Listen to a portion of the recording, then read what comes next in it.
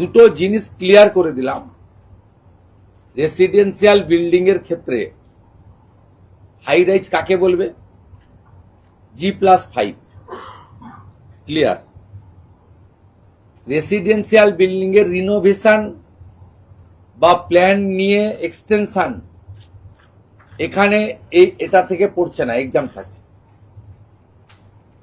Residential building এর exemption মানে renovation, সংস্কার, অথবা ধরুন কেউ তার একটা পোর্শন বারান্দা ভেঙে গেছে, সিঁড়ি ড্যামেজ হয়েছে, বা নতুন কিচেন টয়লেট বানাতে চাইছেন, তার প্রেজেন্ট বিল্ডিং এর সঙ্গে এক্সটেনশন পারমিশন নিয়েছেন, যা নিতে হয় কর্পোরেশন থেকে, বা রিনোভেশনের অনেক ক্ষেত্রে পারমিশন লাগে না, নিজেরা করতে পারেন, এক্ষেত্রে কিন্তু এটার আওতার বাইরে থাকছে। দয়া করে কনফিউশন ছড়াবেন না।